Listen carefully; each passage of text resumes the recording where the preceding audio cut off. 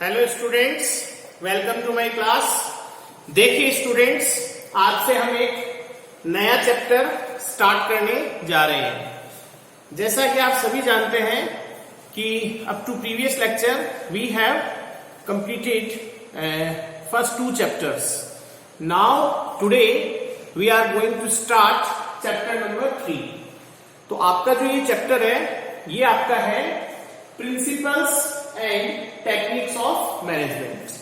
तो ये आपका चैप्टर नंबर 3 है, जिसमें हम पढ़ेंगे एक तो प्रिंसिपल्स ऑफ मैनेजमेंट और एक हम पढ़ेंगे टेक्निक्स ऑफ मैनेजमेंट।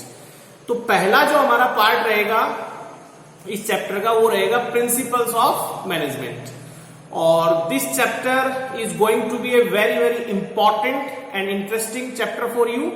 और एग्जाम में लगभग 6 to 8 मार्क्स ये कवर करता है आपके, या आप ध्यान रखिएगा, लगभग इसका जो वेटेज है वो 6 to 8 मार्क्स का है एग्जाम में।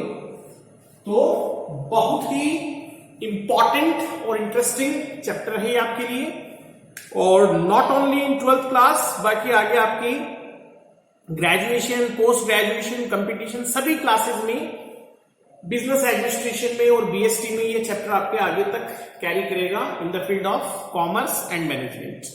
तो आइए अब हम इसे शुरू करते हैं। तो देखिए, पहला जो हमारा फोकस है वो किस पे है बेटा? वो है हमारा प्रिंसिपल्स ऑफ मैनेजमेंट। टेक्निक्स हम बाद में लेंगे, हेडिंग में थी इसलिए मैंने लिख दी है। तो first of all we shall talk about principles of management. तो देखिए, मेनली बेटा आपको इस चैप्टर में जो पढ़ने हैं, तो जो हेनरी फियोल है। अब आप कहेंगे सर ये कौन है हेनरी फियोल? तो हेनरी फियोल वैसे आप स्टार्टिंग से पढ़ते हुए आ रहे हैं। हेनरी फियोल की डेफिनेशन भी आपने पढ़ी थी कि management is a process of functions and this process will include planning, organising, commanding, coordinating, controlling, PO-CCC वाली। और वही हेनरी फियोल जो कि हमने डेफिनेशन में पढ़ा था फर्स्ट चैप्टर में, और सेकंड चैप्टर में हमने प्रोसेस में भी PO-CCC वाला कोड उनका देखा हुआ है। तो वही हेनरी फियोल है ये, और ये मैनेजमेंट में बहुत इंपॉर्टेंट पर्सन है। इन्हें हम बहुत डिटेल में पढ़ने वाले हैं, बिकॉज हेनरी फियोल जो है, इन्होंने एक बुक लिखी थी जिसका नाम है जर्नल एंड इंडस्ट्रियल मैनेजमेंट। और हेनरी फियोल जो है, Henri Fayol is also known as father of modern management. तो जो मॉडर्न मैनेजमेंट है, आधुनिक प्रबंध का जन्मदाता हेनरी फियोल को माना जाता है। तो इस चैप्टर में हम मेनली हेनरी फियोल के जो 14 प्रिंसिपल्स हैं उनको हम डिटेल में स्टडी करने वाले हैं। बट उन प्रिंसिपल्स पे आने से पहले first of all we shall see some basics of this chapter. तो सबसे पहले तो आपके लिए यही समझना इंपॉर्टेंट है बेटा कि प्रिंसिपल क्या होता है। कोई भी principle, what do you mean by a principle? Principle बोल दीजिए, थ्योरी बोल दीजिए, डॉक्ट्राइन बोल दीजिए, किसे हम कहेंगे? तो देखिए, वैसे तो एग्जाम में ये डेफिनेशन कम पूछा जाता है, कई बार पूछ भी लिया जाता है, लेकिन फिर भी आपके नॉलेज के लिए मैंने ये 2 डेफिनेशन मेरी तरफ से लिखी है और ये 2 आपकी बुक में गिवन है। तो ये फर्स्ट और सेकंड मैंने आपके लिए अपनी तरफ से लिखा है, और थर्ड और फोर्थ आपकी बुक में गिवन है। तो first of all we shall talk about what is a principle. तो प्रिंसिपल के लिए आप क्या कह सकते हैं कि एक principle refers to a statement which reflects the fundamental truth. ये जो बात है आपकी, ये एक फंडामेंटल ट्रूथ होता है अबाउट सम फेनोमेनन और based on cause and effect relationship. या तो क्या होता है प्रिंसिपल? एक principle refers to a statement, यानी किसे कहेंगे हम प्रिंसिपल? प्रिंसिपल का मतलब एक स्टैंडर्ड स्टेटमेंट होता है, यानी एक प्रमाणित कथन होता है। तो एक principle refers to a statement, यानी ऐसा कथन, जैसे आप प्रोवर्ब वगैरह पढ़ते हैं तो एक स्टेटमेंट होता है which reflects the fundamental truth। ये सबसे इंपॉर्टेंट बात है जिसमें कि क्या रिफ्लेक्ट होता है, एक फंडामेंटल ट्रूथ रिफ्लेक्ट होता है अबाउट सम फेनोमेनन। फेनोमेनन का मतलब कोई भी घटना, स्थिति, और which is based on cause and effect relationship, जो कि कारण एवं परिणाम संबंध, जो कॉज एंड इफेक्ट रिलेशनशिप है उस पे बेस्ड होता है। तो कॉज एंड इफेक्ट आप समझते ही हैं, जैसे प्राइस एंड डिमांड में कॉज एंड इफेक्ट रिलेशनशिप होता है, आपके इनवर्स रिलेशन होता है, प्राइस बढ़ती है और अदर फैक्टर्स आपके कांस्टेंट रहे तो डिमांड गिर जाती है, प्राइस गिरती है, अदर फैक्टर्स कांस्टेंट रहे तो डिमांड बढ़ जाती है।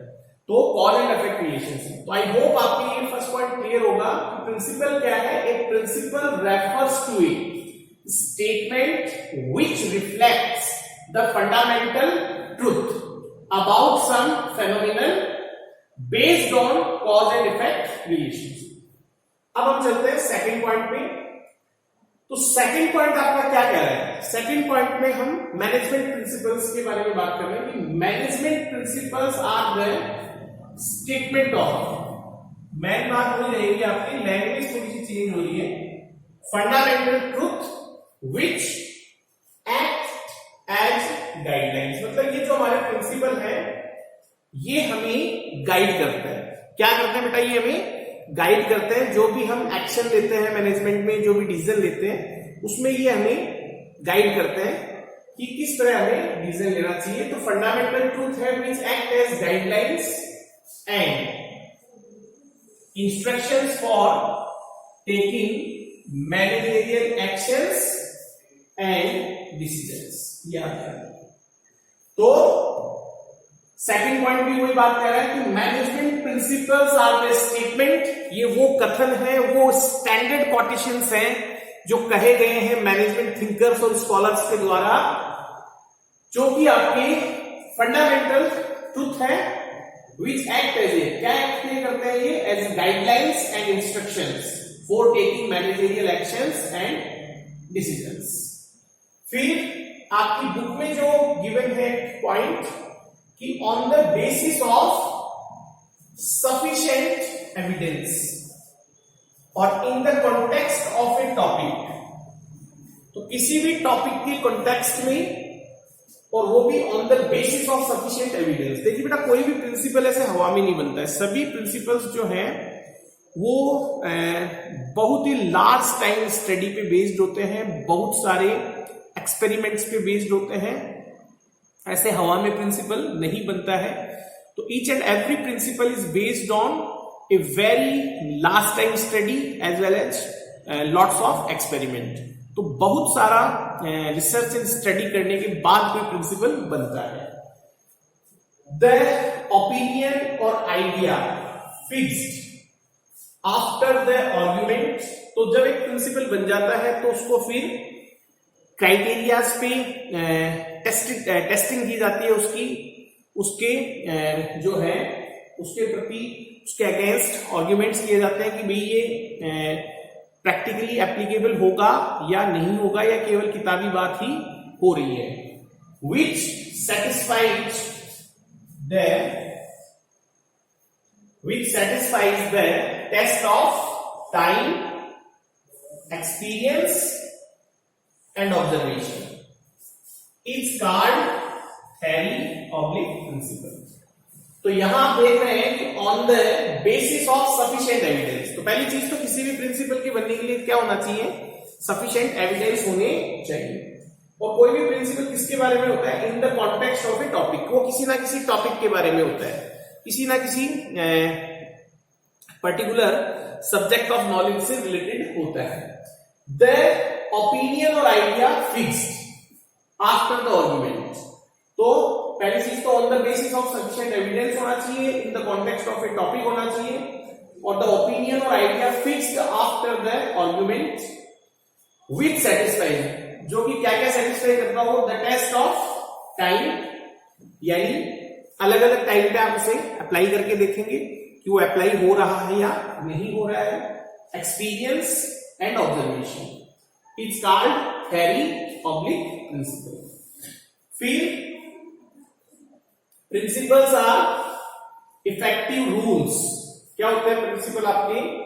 प्रिंसिपल्स आर इफेक्टिव रूल्स और एलिमेंट्स। ये भी आपकी बुक में गिवन है कि प्रिंसिपल्स आर इफेक्टिव रूल्स और elements in the form of a guide. Mainly इनका गाइड रोल है, तो in the form of a guide in our activities, practice and decision making. तो ये आप ध्यान रखें कि प्रिंसिपल्स आर इफेक्टिव रूल्स और एलिमेंट्स। क्या होते हैं प्रिंसिपल? प्रिंसिपल्स वो इफेक्टिव रूल्स और एलिमेंट्स होते हैं जो हमें in the form of a guide, जो हमें गाइड करते हैं whenever we are doing management. तो जो प्रिंसिपल्स ऑफ मैनेजमेंट है वो हमें गाइड करते रहते हैं कि कोई भी डिसीजन या कोई भी एक्शन करते समय हमें किस तरह से हमारी डिसीजन मेकिंग करनी चाहिए। तो बहुत अच्छा पॉइंट है ये कि प्रिंसिपल्स आर इफेक्टिव रूल्स। क्या है प्रिंसिपल्स? इफेक्टिव रूल्स और एलिमेंट्स है in the form of a guide in our activities, practice and decision making. तो अभी तक मैंने इन 4 पॉइंट्स में आपको यही क्लियर करने की कोशिश की है कि किसी प्रिंसिपल का एग्जैक्टली मीनिंग क्या होता है। तो आई होप आपके ये चारों पॉइंट क्लियर होंगे। फर्स्ट पॉइंट में आपने क्या समझा है कि प्रिंसिपल एक ऐसा स्टेटमेंट है विच रिफ्लेक्ट्स, जिसमें क्या रिफ्लेक्ट होता है? एक फंडामेंटल ट्रुथ रिफ्लेक्ट होता है अबाउट सम फेनोमेनन, किसी घटना के बारे में, और जो कि किस पे बेस्ड होता है? कॉज एंड इफेक्ट रिलेशनशिप पे। यानी जो आपकी घटना है, जो आपका फेनोमेनन है और जो आपका प्रिंसिपल है, उन दोनों के बीच में कॉज एंड इफेक्ट रिलेशनशिप होगा। Is that clear? जैसे आप एम्प्लॉय को अगर सफिशिएंट रेम्यूनरेशन नहीं देंगे तो ही विल गेट डिससेटिस्फाइड। तो रेम्यूनरेशन का रिलेशन किससे हो गया? रेम्यूनरेशन का रिलेशन एम्प्लॉय के सेटिस्फेक्शन से हो गया। अब आप देख सकते हैं कि कॉज क्या है? कॉज आपका रेम्यूनरेशन है कि आप अगले को प्रॉपर रेम्यूनरेशन नहीं दे रहे हैं, और उसका इफेक्ट क्या आएगा? आइदर ही और शी विल गेट डिससेटिस्फाइड। तो हर प्रिंसिपल में और उसकी जो फेनोमेनन है उसमें कॉज एंड इफेक्ट रिलेशनशिप होता है। तो फर्स्ट पॉइंट से आपको 3 बातें ध्यान रखनी है। पहली चीज तो स्टैंडर्ड स्टेटमेंट होता है कोई भी प्रिंसिपल, जो कि जिसमें कि क्या रिफ्लेक्ट होता है? फंडामेंटल ट्रुथ रिफ्लेक्ट होता है किसी भी टॉपिक, किसी भी सब्जेक्ट मैटर या किसी भी घटना के बारे में, जो कि किस पे बेस्ड होता है? कॉज एंड इफेक्ट रिलेशनशिप पे।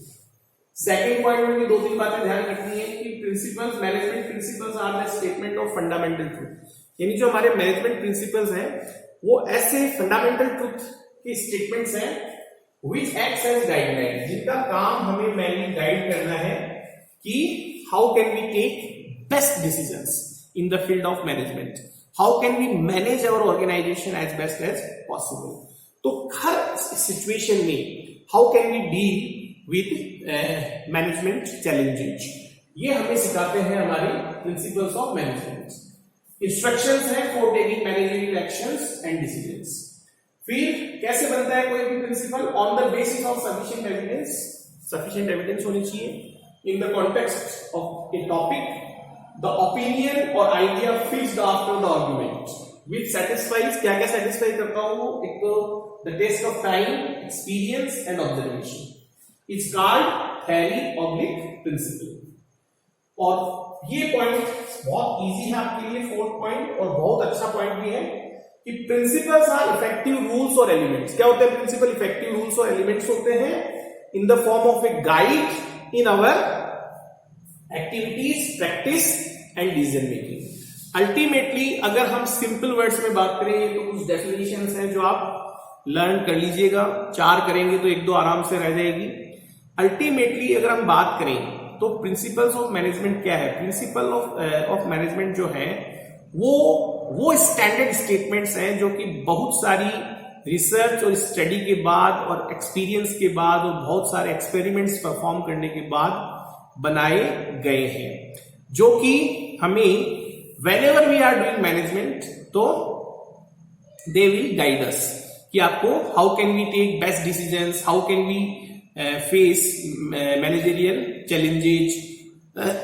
तो ये सारी चीजें जो है हम प्रिंसिपल्स ऑफ मैनेजमेंट से सीखते हैं।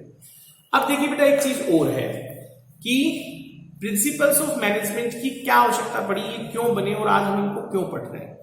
तो देखिए बेटा एक चीज आप ध्यान रखिएगा कि हम सबको पता है कि अगर हमारा मैनेजमेंट इफेक्टिव और एफिशिएंट होगा, या आप अपनी बुक का फर्स्ट और सेकंड पेज सेल्फ पढ़ेंगे, इसको समराइज वे में मैं समझा दे रहा हूं। तो बुक का फर्स्ट और सेकंड पेज इतना खास नहीं है, उसको एक बार आप 2 बार अच्छे से रीडिंग कर लीजिएगा। उसका मेन मैटर मैं आपको समझा दे रहा हूं कि ये प्रिंसिपल्स ऑफ मैनेजमेंट क्यों बने, या आज हम इन्हें क्यों पढ़ रहे हैं, क्या हमारा पर्पज है, क्या हमारा टारगेट है। तो देखिए आप सभी जानते हैं कि अगर हमारा मैनेजमेंट इफेक्टिव और एफिशिएंट हो तो बीइंग ए ऑर्गेनाइजेशन या being a businessman we can achieve our desired and expected results और outcomes. But the main problem is कि how can be done effective management, how can be train a management training. किसी भी management training को आप train कैसे करेंगे, किसी को आप मैनेजमेंट करना कैसे सिखाएंगे, कौन सी चीजें आपको गाइड करेगी, being a student of management आप अगले को क्या पढ़ाएंगे। तो ये सारे जो क्वेश्चंस हैं कि ये तो सबको पता है कि अच्छे मैनेजमेंट से अच्छे रिजल्ट प्रोड्यूस होंगे, पर अच्छा मैनेजमेंट करें कैसे, how can be done best management, how can be train a management trainee, how can be educate a person who don't know anything about management. तो इन सारे क्वेश्चंस का एक ही जवाब है, वो है आपके प्रिंसिपल्स ऑफ मैनेजमेंट।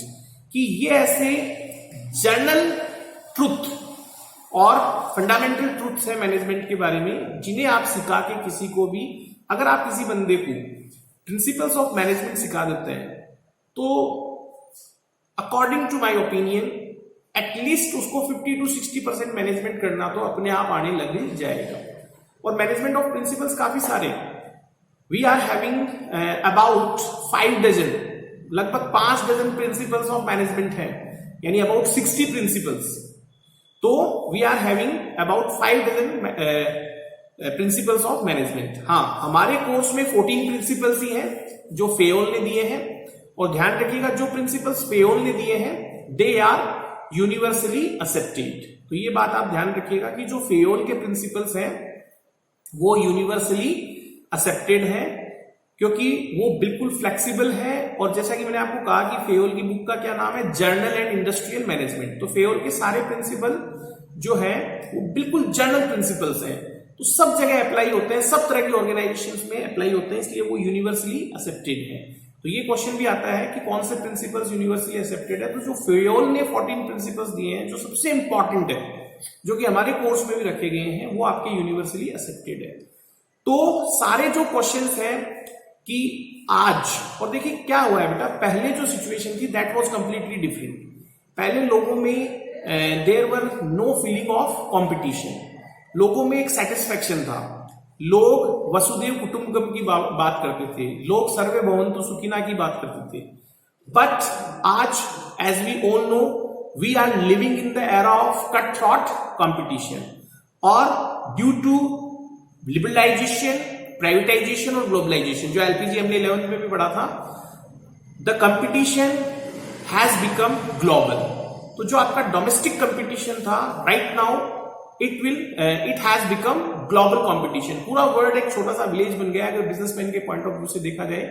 और we are living in the era of cut throat competition. आज जो वसुदेव कुटुंबकम की भावना है वो नहीं है, सर्वे भवन्तु सुखिना की भावना नहीं है, आज सर्वाइवल ऑफ द फिटेस्ट की भावना है। आज हर जगह कंपटीशन है, हर कंट्री अपनी इकोनॉमी को सबसे लार्जेस्ट बनाना चाहता है। हर बिजनेसमैन के सामने चैलेंजेस है कि how can we get success in this kind of cut throat competition, in this kind of era of cut throat competition. तो ये बहुत बड़े चैलेंजेस हैं।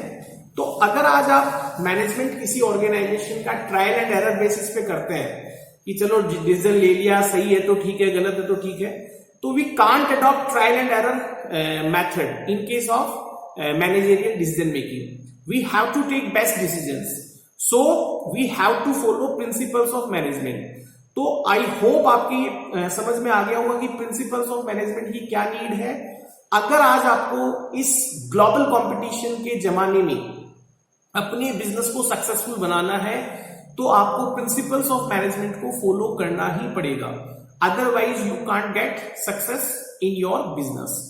तो ये तो था आपका बेसिक इंट्रोडक्शन, और चारों डेफिनेशन मैंने आपको प्रिंसिपल्स की 2 बार रिवाइज करवा दी है, और ये सारी डेफिनेशंस आपको नोटबुक में नोट करनी है, और बुक के इस चैप्टर के फर्स्ट 2 पेजेस आपको सेल्फ पढ़ लेने हैं, उनका बेसिक मैंने आपको समझा दिया है। अब हम चलते हैं आगे। यस स्टूडेंट, तो देखिए स्टूडेंट्स, आज इस चैप्टर का हमारा ये फर्स्ट वीडियो है, तो हम इसे बहुत ज्यादा एक्सटेंड नहीं कर रहे हैं। केवल मैंने आपको प्रिंसिपल्स ऑफ मैनेजमेंट या जो सिंपल कोई भी मैनेजमेंट या थ्योरी होती है उसकी डेफिनेशंस और मीनिंग एक्सप्लेन किया है, और आपको ये समझाया है कि एक्चुअली में जो ये प्रिंसिपल्स ऑफ मैनेजमेंट है इनकी नीड क्या है। इनकी बहुत बड़ी नीड है। ये हमारे जैसे हमारे घर में हमारे ग्रैंड पेरेंट्स होते हैं, हमारे जो बड़े बुजुर्ग होते हैं जो कि हमें गाइड करते हैं, जो कि हमें बताते हैं, इंस्ट्रक्शन देते हैं कि आप बेटा ऐसे करो, लाइफ में बहुत कुछ हम जैसे उनसे सीखते हैं। तो वैसे ही in the field of management principles of management का इंपॉर्टेंस है, और literally I am telling you, I am assuring you कि अगर आप किसी बंदे को, एक person who knows nothing about the management, ऐसे बंदे को भी अगर आप केवल प्रिंसिपल्स ऑफ मैनेजमेंट सिखा देते हैं, तो आई एम टेलिंग यू कि वो कम से कम 50 to 60% मैनेजमेंट करना तो वहीं सीख जाएगा। तो आई होप आपके प्रिंसिपल्स ऑफ मैनेजमेंट का मीनिंग एंड डेफिनेशंस क्लियर होगी, और फर्स्ट जो मैंने आपको 2 पेजेस की समरी एक्सप्लेन की है वो भी आपके क्लियर होगी। अब जो आपका होमवर्क है, एक तो आप नोटबुक में ये सारी डेफिनेशंस नोट करेंगे, और बुक के फर्स्ट 2 पेजेस इस चैप्टर के बुक से अच्छे से स्टडी करेंगे। I hope you enjoy the today's video and lecture. Thank you so much. Have a nice day. Thanks.